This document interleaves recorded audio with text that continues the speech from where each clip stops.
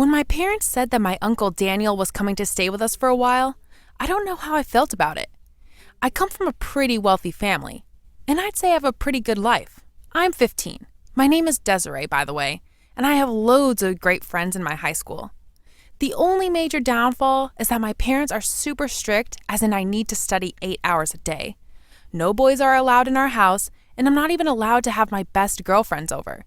So I get pretty lonely at home. And now, to top it off, my weird uncle was staying with us, and that made me feel super uncomfortable one weekend.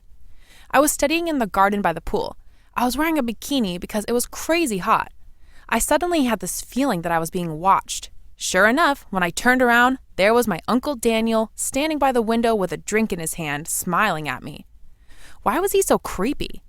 I quickly grabbed my towel and wrapped it around myself when I came back into the house to get some water. He looked at me, licked his lips, and said, "Oh my, Desiree, you've grown up to be quite the stunner, haven't you?" Yuck! What was his problem? Later that day, I told my parents that he made me feel uncomfortable, and I told them what he'd said to me, and they just laughed and said he was just complimenting me and that it was true. I was a pretty girl, and then the next day, my parents left for a holiday to Spain. Yep, my Uncle Daniel was looking after me. It was like my worst nightmare came true.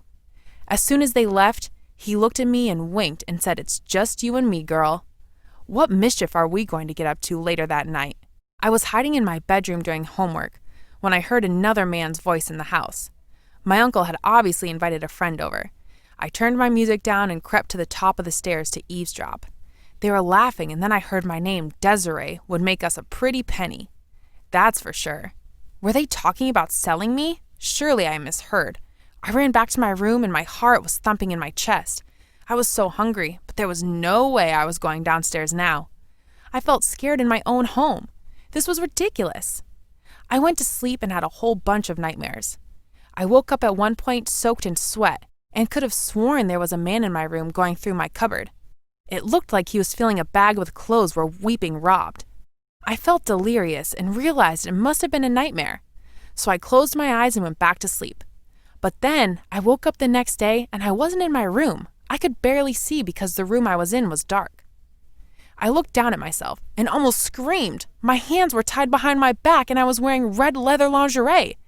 There was no one else around, but suddenly I saw someone turn a light on outside the room. I was in the light filtered in enough for me to figure out how to untie my hands. My bag of clothes the man had packed were by my feet, and I almost wanted to thank God I kept a spare phone in the inside pocket, as that was my bag for school trips my parents had bought for me in case of emergencies, and this was definitely an emergency. I quickly reached for the bag and dialed 911. I used the GPS to track where I was and quickly told the operator, but suddenly the door opened. I let the phone drop, but I didn't hang up. Uncle Daniel and his friend were standing there grinning, and I peered into the room behind them. There were dozens of girls tied up, and some of them even had their its taped shut. My uncle was rubbing his hands together, looking like he just won the lottery. I shut my eyes and pretended to be asleep and prayed that the police would turn up. My uncle's friend came over to me and said, "Wake up, smile for the camera."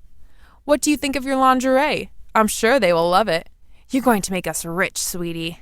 I was seriously ready to scream when I heard frantic footsteps above me. Suddenly, 3 cops were bashing open the door to this basement and running down. I cried with relief. My uncle and his friend were arrested and sentenced to 10 years in prison. I don't think that's enough for what they plan to do with me and all those other innocent young girls. One of the girls told us that they've been planning to sell us to an illegal establishment.